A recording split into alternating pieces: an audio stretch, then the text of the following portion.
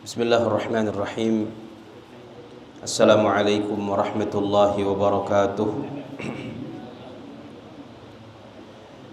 Alhamdulillahi rabbil alamin. Wassalatu wassalamul atammanil akmalani ala habibi rabbil alamin. Sayyidina wa maulana Muhammadin khatamin nabiyyin wa imamil mursalin. ورحمة الله تعالى للعالمين وعلى آله الطيبين الطاهرين وأصحابه الغر الميامين ومن تبعهم بإحسان إلى يوم الدين. سبحانك لا علم لنا إلا ما علمتنا إنك أنت العليم الحكيم. رب اشرح لي صدري ويسر لي أمري واحلل عقدة من لساني يفقه قولي. اللهم إني أتبرأ من حولي وقوتي وألتجئ إلى حولك وقوتك. اللهم أعني ولا تعن علي وانصرني ولا تنصر علي واهدني ويسر الهدى لي. اللهم انفعنا بما علمتنا وعلمنا ما ينفعنا وزدنا علما وهدى وتقا وصلاحا يا رب العالمين. اللهم إنا نسألك علما نافعا وقلبا خاشعا ولسانا ذاكرا وعملا صالحا متقبلا ورزقا حلالا طيبا واسعا مباركا وشفاء من كل داء. اللهم أخرجنا من ظلمات الوهم وأكرمنا بنور الفهم وافتح علينا بمعرفة العلم وسهل أخلاقنا بالحلم واجعلنا من الذين يستمعون القول فيتبعون أحسنه. اللهم افتح علينا فتوح العارفين وهب لنا ما وهبته لعبادك الصالحين. أما بعد فإن أصدق الحديث كتاب الله وخير الهدي هدي رسول الله صلى الله عليه وسلم وشر الأمور محدثاتها وكل محدثة بدعة وكل بدعة ضلالة وكل ضلالة في النار. Alhamdulillah, puji dan syukur tak henti-hentinya kita panjatkan kehadirat Allah Subhanahu wa taala yang juga tidak pernah berhenti memberi nikmat dan karunia kepada kita, dan pada malam hari ini kita semua diberi nikmat taufik oleh Allah sehingga dapat melangkahkan kaki ke langgar ini untuk bersama-sama menjalankan perintah Allah dan Rasulnya, melaksanakan solat maghrib berjamaah. Mudah-mudahan Allah Subhanahu wa ta'ala menerima solat maghrib berjamaah yang kita laksanakan. Mudah-mudahan Allah ta'ala mengabulkan doa-doa yang kita panjatkan. Mudah-mudahan Allah menjadikan langkah-langkah yang kita langkahkan sebagai penghapus dosa-dosa, sebagai pengangkat derajat dan kedudukan kita di yaumil qiyamah kelak.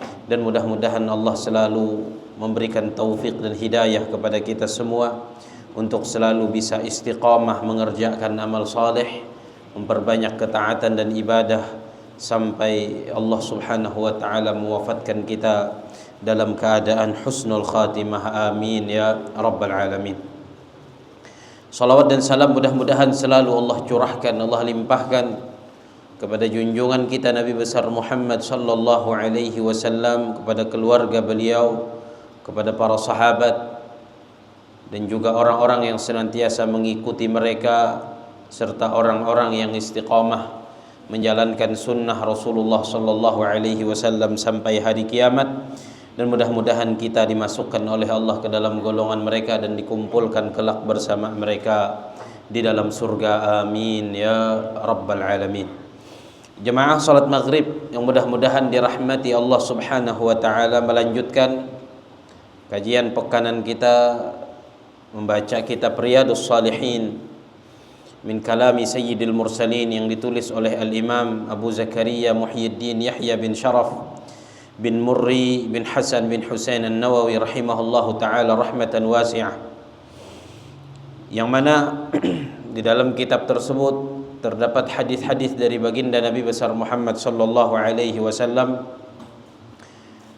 dan kita sampai pada bab yang ke-23, yaitu bab yang berisi pembahasan tentang amar ma'ruf nahi mungkar, yaitu mengajak orang untuk melakukan kebaikan dan melarang dari melakukan kemungkaran dan juga keburukan.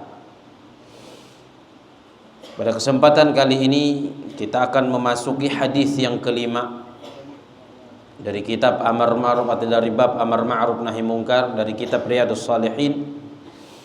Qala al-musannif rahimahullahu taala wa nafa'ana bihi wa bi'ulumihi fid dharain amin.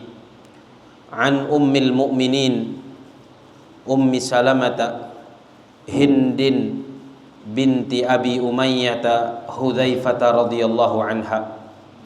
عن النبي صلى الله عليه وسلم أنه قال إنه يستعمل عليكم أمراء فتعرفون وتنكرون فمن كره فقد برئ ومن أنكر فقد سلم ولكن من رضي وتابع قالوا يا رسول الله ألا نقاتلهم قال لا ما أقاموا فيكم الصلاة رواه مسلم.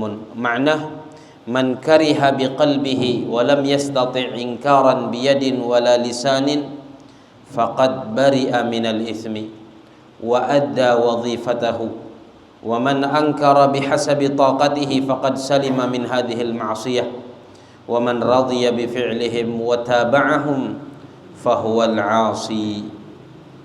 Al-Imam An-Nawawi rahimahullah ta'ala mengatakan dari Ummul Mukminin Ummu Salamah Hindun binti Abi Umayyah Hudzaifah radhiyallahu anha, dari Nabi sallallahu alaihi wasallam bahwasanya beliau bersabda, sesungguhnya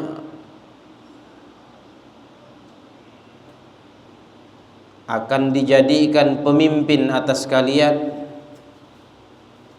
orang-orang yang mengerjakan kebaikan dan kalian mengetahui kebaikan mereka, dan juga gemar melakukan kemungkaran dan kalian mengetahui kemungkaran mereka.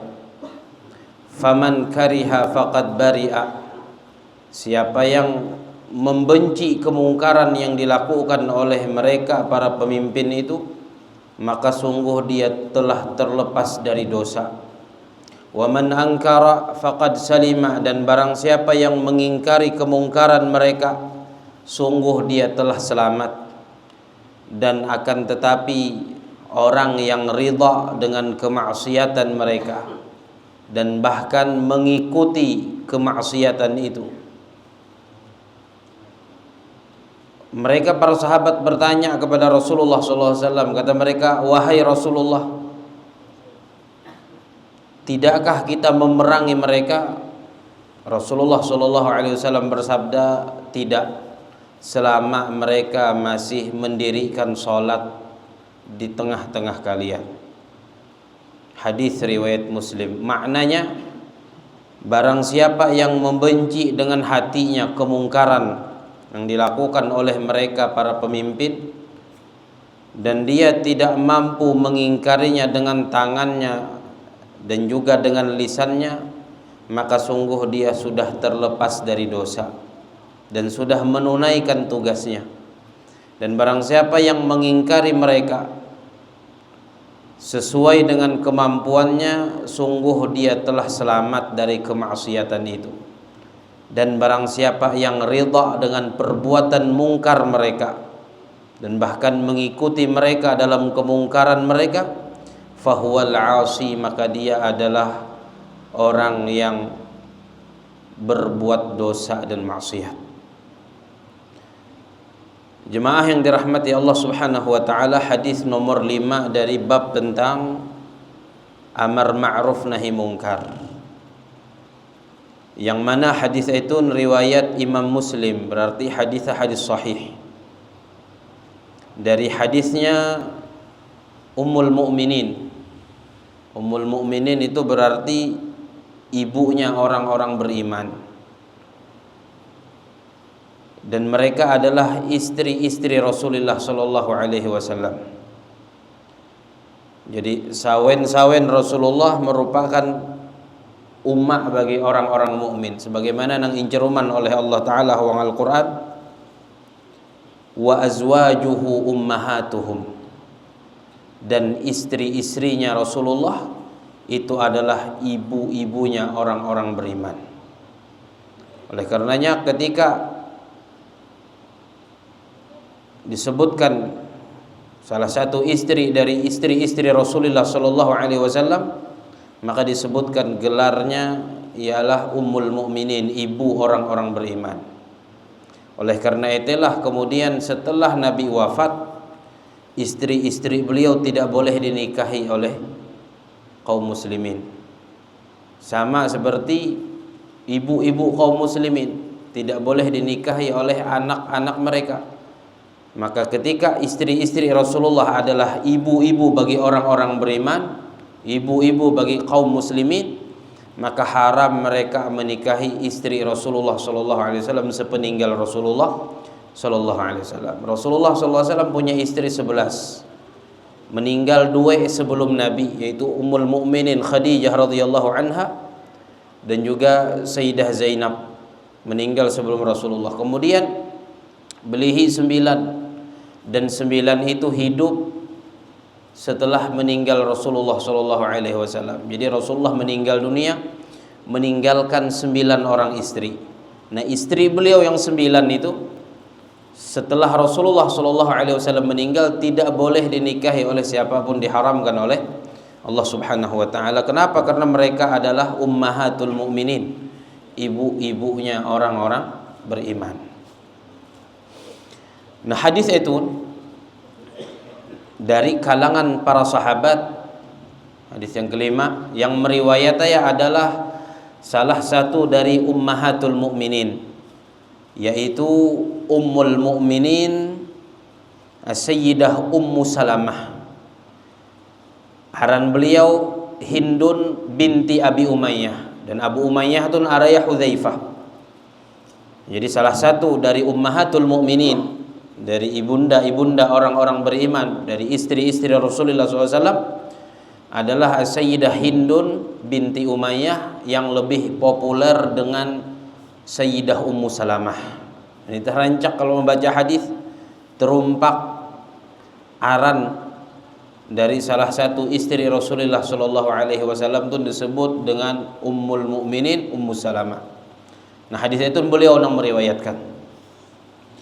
Jadi Kiqan Al-Imam An-Nawawi dari Ummul Mukminin, dari ibunya orang-orang beriman, Ummu Salamah Hindun binti Abi Umayyah radhiyallahu anha, semoga Allah meridai beliau. Dari Nabi sallallahu alaihi wasallam bahwasanya Nabi bersabda, jadi Nabi berceruman.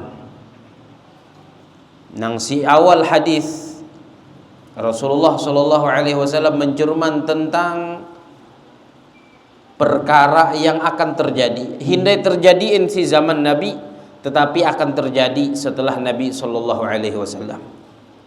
Dan itu salah satu mukjizat yang menjadi bukti kebenaran Nabi sallallahu alaihi wasallam. Beliau mengabarkan perkara yang belum terjadi akan terjadi.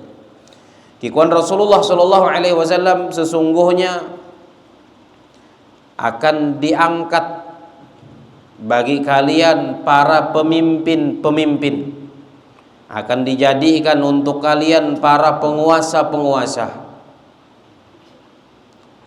Fata'rifuna wa tunkirun, yang mana kalian mengetahui mereka ini ada melakukan kebaikan. Jadi ada perbuatan baik dari para penguasa, para pemimpin yang itu. Tapi kikuan Rasulullah SAW di samping mereka melakukan kebaikan, melakukan perbuatan yang benar sesuai dengan syariat, mereka juga kalian ketahui melakukan kemungkaran-kemungkaran, perbuatan-perbuatan yang bertentangan dengan syariat. Dan itu hendak terjadiin si zaman Nabi. Karena si zaman Rasulullah sallallahu alaihi wasallam pemimpin tertingginya adalah beliau. Semua yang beliau lakukan adalah perbuatan ma'ruf atau kebaikan sendiri ya. Mida adain kemungkaran, mida adain keburukan, mida adain kemaksiatan yang dilakukan oleh beliau sebagai pemimpin. Akan tetapi inceruman oleh Nabi SAW, sesungguhnya akan dumah satu masa, akan sampai waktu ya kareh, dijadikan atas kalian para pemimpin yang mereka kadang melakukan perbuatan baik dan kalian mengetahui perbuatan baik mereka, tapi terkadang juga mereka melakukan perbuatan buruk atau kemungkaran dan kalian mengetahui kemungkaran mereka. Dan ada hari ini kita melihat ada banyak penguasa, ada banyak pemimpin yang juga gemar melakukan kemaksiatan dan kemungkaran. Bahkan kadang-kadang mengadakan kemungkaran yang diikuti oleh orang banyak, dan yang mengadakannya adalah penguasa dan pemimpin. Ada pemimpin yang suka minum minuman keras, ada para pemimpin yang mengkonsumsi obat-obatan terlarang, ada pemimpin yang suka berzina, ada para penguasa yang suka melakukan maksiat dan dosa. Dan itu sudah inceruman oleh Nabi SAW 15 abad yang lalu bahwa akan ada pemimpin yang semacam itu. Lalu bagaimana sikap orang-orang yang dipimpin oleh pemimpin seperti itu? Kata Rasulullah, sesungguhnya akan diangkat untuk kalian para pemimpin yang kalian mengetahui mereka melakukan kebaikan dan juga kalian mengetahui mereka melakukan kemungkaran. Kalau ya kebaikan inggawi ya kita mendukung, mengapresiasi. Tetapi bagaimana kalau seandainya pemimpin itu melakukan kemungkaran? Nah, maka injelasan Nabi si lanjutan sabda beliau, kikuan Nabi, faman kariha faqad bari'a. Barang siapa yang benci kepada kemungkaran yang dilakukan oleh mereka, berarti sikap orang-orang yang dipimpin ketika para pemimpin kaum muslimin melakukan kemaksiatan, melakukan kemungkaran adalah membenci kemungkarannya, membenci kemaksiatannya, bukan malah ikut mendukung kemaksiatan tersebut, bukan malah ikut meramaikan kemaksiatan tersebut. Rasulullah, faman kariha faqad bari'a. Barang siapa yang benci kepada kemungkaran yang dilakukan oleh mereka, kepada kemaksiatan yang dikerjakan oleh mereka, faqad bari'a, maka sungguh dia sudah terlepas. Terlepas dari apa? Si pendana yang jelasan oleh Al-Imam An-Nawawi, terlepas dari dosa. Artinya bahwa ketika ada di dalam hati di antara orang-orang yang dipimpin oleh pemimpin yang melakukan kemungkaran dan melakukan kemaksiatan itu kebencian terhadap kemaksiatan yang dilakukan oleh pemimpin, terhadap kemungkaran yang dilakukan oleh pemimpin, maka sungguh orang itu sudah terlepas dari dosa. Dia tidak ikut-ikutan dalam dosa itu, dia tidak tercatat telah melakukan maksiat itu, dia terlepas, terbebas dari dosa. Lalu kikuan Rasulullah, waman angkara faqad salima. Dan barang siapa yang mengingkari, kalau nangandau membenci dengan hati, dan semua mampu untuk membenci kemaksiatan itu dengan hatinya. Semua orang mampu untuk membenci kemaksiatan itu dengan hatinya. Tidak ada yang tidak mampu. Hentam anda kayak orang hati. Bahkan di dalam kitab Tanbihul Ghafilin itu disebutkan bahwasanya hendaknya orang yang tidak mampu untuk melakukan nahi mungkar dengan lisannya, dengan tangannya, hendaklah dia memberitahu Allah Subhanahu wa taala dengan hatinya bahwasanya sesungguhnya dia membenci kemaksiatan itu. Diriwayatkan dari Sayyidina Abdullah bin Mas'ud radhiyallahu taala anhu arda, sahabat Rasulullah sallallahu alaihi wasallam, beliau mengatakan, ikhwan beliau, bihasabi mri'in minkum annahu idza ra'a munkaran, cukuplah salah seorang dari kalian jika dia melihat kemungkaran, menggitai kemaksiatan, la yastati'u lahu taghyiran, namun dia tidak mampu untuk merubah kemungkaran, mida kawain menyalangan ulun gai maksiat dengan nyame yang menagura mida bahanyiin, apalagi dengan lenge ya, mida bahanyiin, maka kekuan Sayyidina Abdullah bin Mas'ud, cukuplah an yu'limallaha min qalbihi annahu karih, cukuplah dia memberitahu Allah dengan hatinya bahwasanya dia dengan hatinya membenci kemaksiatan itu. Harus dengan hati, dan itu paling minimal. Bahkan si hadis yang sebelum disampaikan bahwasanya kalau dengan hati pun tidak, maka Rasulullah SAW mengatakan walaysa wara'a dzalika minal imani habbatu khardal, tidak ada lagi ikut Rasulullah setelah itu dari keimanan walau hanya sekecil biji sawi. Kalau dengan hati pun tidak adain kebencian terhadap maksiat, dan kebencian terhadap maksiat bukan terhadap orangnya, terhadap maksiatnya. Kalau dengan hatinya dia tidak membenci juga maksiat itu, maka sudah tidak ada lagi di dalam hatinya keimanan walaupun hanya sebesar biji sawi. Dan itu yang kita khawatirkan. Makanya paling minimal bebenaran. Makanya si hadis yang ijroman oleh Nabi, apabila tidak mampu dengan lenge, dengan nyame, bila tidak mampu dengan name, dengan hati, lalu kata Rasulullah wadzalika adhaful iman, dan yang demikian itu adalah keimanan yang paling lemah. Seandainya bila tegawi aja dengan hati itu, sementara dengan hati ini adalah keimanan yang paling lemah, dan rupa humbui cak mengingkari dengan hati, berarti ini haulalu mima ya, melacung. Nah, maka Sayyidina Abdullah bin Mas'ud belajar ikon beliau, cukuplah salah seorang dari kalian ketika dia melihat kemungkaran dan dia tidak mampu untuk merubahnya, menagura midam hanyi, merubah apa lenge midam hanyi, maka cukup ikon Sayyidina Abdullah bin Mas'ud dia beritahu Allah bahwa dia membenci kemaksiatan itu dalam hatinya. Bahkan sebagian sahabat yang lain menyuruh untuk membaca bahkan dengan nyame, menagur ulunya mida bahanyin dengan nyame, apalagi dengan lenge mida bahanyin, menagur uluh nang gai kemaksiatan teh. Maka sehumbui-humbui ya kekuan sebahagian sahabat dengan suara pelan nih ya membaca dengan nyame itu, baca ayat Allahumma inna hadza munkar fala arda bihi. Ya Allah, sesungguhnya ini adalah kemungkaran dan aku tidak ridha terhadap kemungkaran itu. Dibaca 3 kali gitu kan, sebagian para sahabat. Kalau dia sudah membaca itu 3 kali, Allahumma inna hadza munkarun fala arda bihi, ya Allah sungguhnya ini adalah kemungkaran, aku tidak ridha dengan kemungkaran ini, maka sungguh dia sudah melakukan nahi mungkar. Dan itu sekurang-kurangnya langsung meraulu ya minum hanyin, maka ngelaporan gong Allah kan nih, ilaporan gong Allah nang inggawi uluh ete ya Allah kemungkaran, kemaksiatan, dan kula benci dengan kemaksiatan itu, kula tidak ridha dengan kemaksiatan itu. Nah itu makanya kikuan Rasulullah terkait kemungkaran yang dilakukan oleh para penguasa, para pemimpin, siapa yang membenci kemungkaran mereka dengan hatinya, sungguh dia sudah terlepas dari dosa.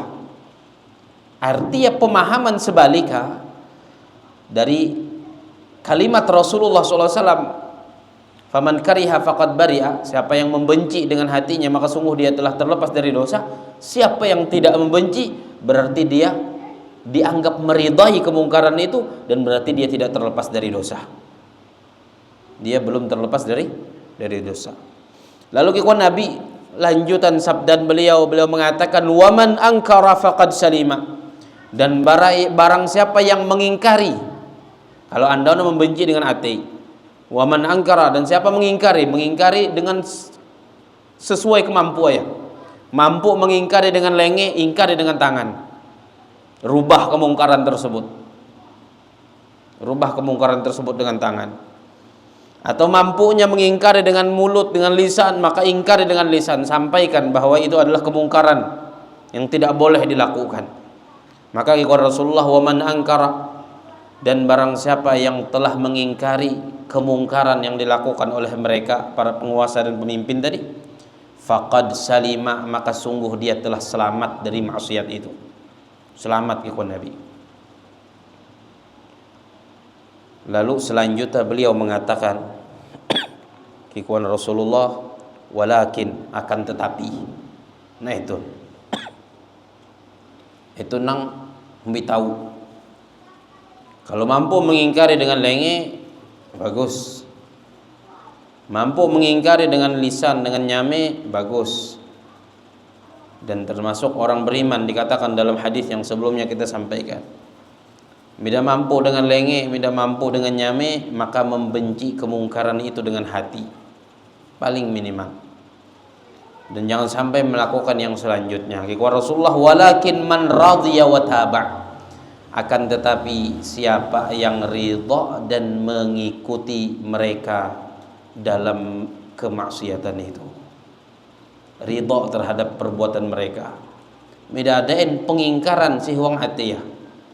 Pemimpin melakukan kemaksiatan, penguasa melakukan dosa, melakukan kemungkaran, tidak diingkari dengan tangan, tidak diingkari dengan lisan, tidak juga diingkari dengan hati dengan membenci kemaksiatan itu, berarti itu sudah meridai mereka dalam kemungkaran mereka. Sunni mah huang hati humbui cak. Dan Allah mengetahui isi hati. Allah mengetahui isi hati, tapi tidak juga diingkari dengan hati. Tidak juga diingkari dengan hati. Berarti ridha terhadap perbuatan mereka. Dan bahkan yang lebih parah, wa taba'a, dan yang mengikuti mereka dalam melakukan maksiat dari umpat cak. Umbi sekedar ridha hindai. Kalau ridha na boleh jadi mida umpatin, cuman mida membenci kemungkaran huang hati ya, umpat humbuin. Tapi ridha dengan hati ya, midadain kebencian terhadap kemungkaran atau kemaksiatan deh. Yang lebih parah, wataba, dan mengikuti mereka. Umpatnya sehete, umpatnya dengan para penguasa tengah melakukan maksiat, umpatnya dengan para penguasa tengah melakukan kemungkaran, melakukan dosa. Maka nang semacam itu sama. Baik yang ridha tadi itu ataupun yang ikut bersama mereka dalam melakukan maksiat, maka ikhwan Imam An-Nawawi sependana yang jelas oleh beliau, fahuwal 'asi, maka dia juga telah melakukan maksiat. Dia juga telah melakukan maksiat. Makanya dikatakan oleh para ulama, ar-radhi bil munkar kafa'ilihi.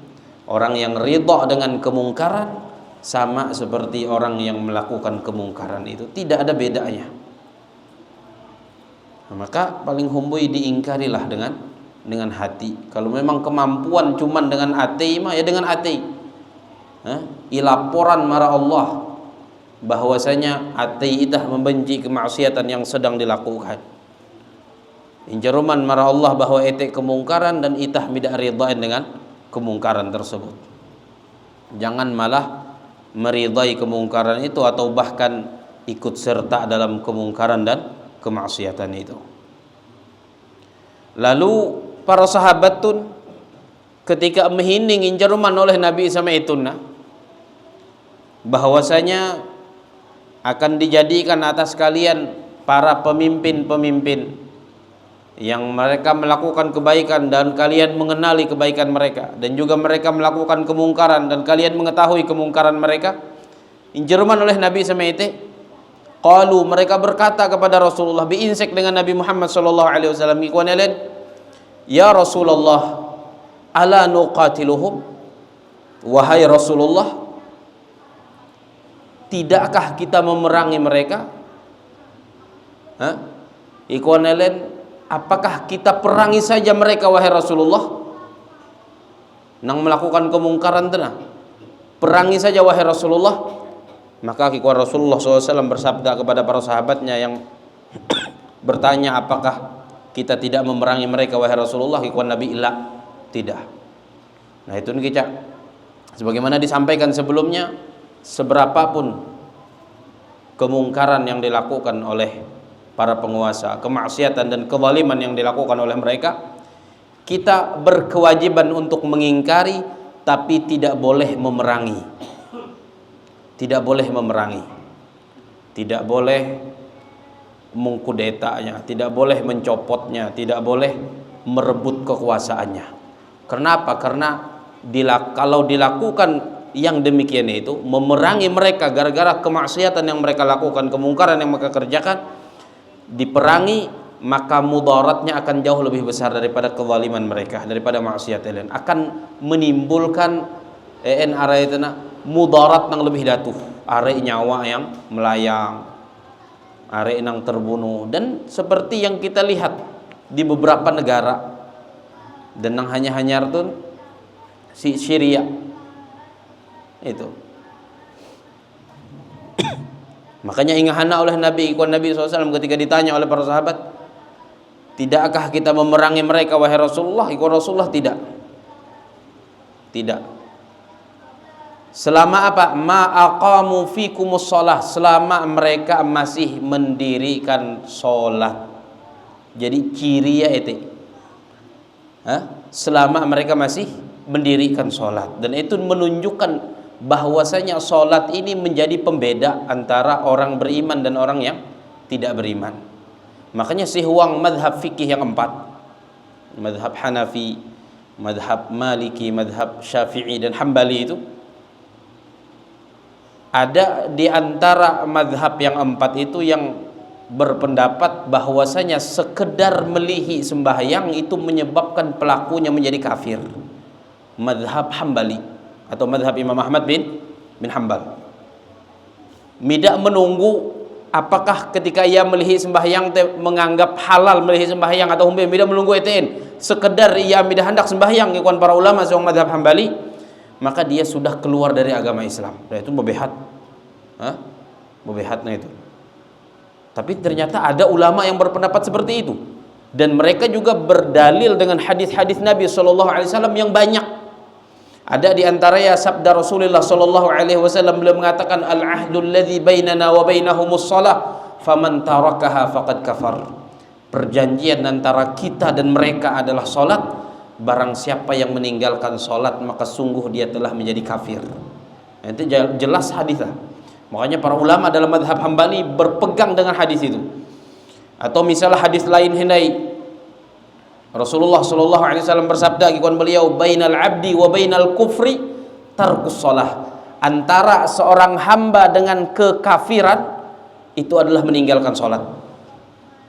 Nah, makanya kenapa sholat ini bagian terpenting di dalam Islam, karena ada hadis dari Rasulullah SAW yang secara zahir menjadikan sembahyang sebagai penanda bahwa orang itu adalah orang Islam, dan siapa yang tidak sembahyang, tidak sholat, maka berarti sudah hilang keislaman dari dirinya.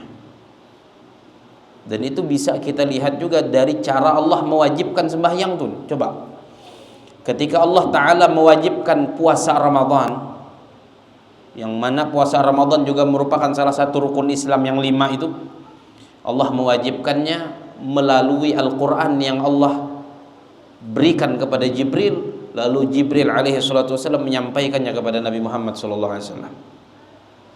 Ketika Allah mewajibkan zakat sama, dan kedua ya puasa dengan zakat si tahun kedua Hijriah, Allah turunkan Al-Quran melalui Jibril kepada Nabi Muhammad sallallahu alaihi wasallam. Ketika Allah mewajibkan haji, si tahun ke-9 Hijriah, Allah menurunkan ayat Al-Quran melalui Jibril untuk disampaikan kepada Nabi Muhammad SAW. Tapi ketika Allah akan mewajibkan sholat nang 5 kali jandau itu, tidak cukup dititip dengan Jibril, tapi Allah memerintahkan Jibril untuk menjemput Nabi Muhammad SAW. Uang bulan Rajab semetun si malam 27 Rajab, dipanggil Nabi Muhammad SAW untuk menerima perintah sholat itu dari Allah Subhanahu wa Ta'ala, untuk menerima perintah sholat itu. Nah, makanya menjadi pembeda. Makanya Sayyidina Umar juga pernah, Sayyidina Umar Ibn Khattab, mungkin kula pergi mengisah atau rancang kula mengisah ya, ketika beliau ditusuk beberapa kali tusukan itu pingsan. Ketika itu beliau hindai selesai sholat subuh. Sholat subuh hindai selesai, tapi sempet pingsan am helu. dia jadi sembahyang subuh. Akhirnya dibawa ke rumah beliau, dibangunkan untuk sholat subuh dalam keadaan pingsan deh. Tidak bangun-bangun beliau radhiyallahu anhu ardah. Kata anaknya Abdullah bin Umar, kalian ingin membangunkan ayahku, bisikkan di telinganya, as-salata ya amiral mu'minin, salat wahai amirul mu'minin. Membisikkan oleh bujuran, ketika imbisikan sembahyang wahai amirul mu'minin, minsik beliau, minsik. Lalu kemudian bebersih-bersih si badan tu narik dahak antam kena tusuk beberapa tempat, narik dahak bebersih-bersih. Lalu kemudian siap-siap untuk sholat subuh yang belum beliau kerjakan. Sholat subuh beliau dalam keadaan luka parah. Lalu kemudian jadi sembahyang. Sayyidina Umar mengatakan kepada beliau, perkataan beliau yang sangat populer, beliau mengatakan, ama innahu la hadza fil Islam liman taraka shalah. Ketahuilah kepada Sayyidina Umar, sesungguhnya tidak ada bagian di dalam Islam untuk orang yang meninggalkan sholat. Nah, makanya ulama mazhab Hambali itu mereka berpendapat sama andauna bahwa sekedar melihat sembahyang menyebabkan orang menjadi kafir, berpegang dengan banyak dalil baik dari hadis Nabi SAW ataupun dari athar, termasuk diantaranya athar Sayyidina Umar ibn Khattab itu. Walaupun kareh sehwang madhab Syafi'i yang dianut oleh mayoritas umat Islam Indonesia bahwa sekedar melihat sembahyang teh hindai kafirin.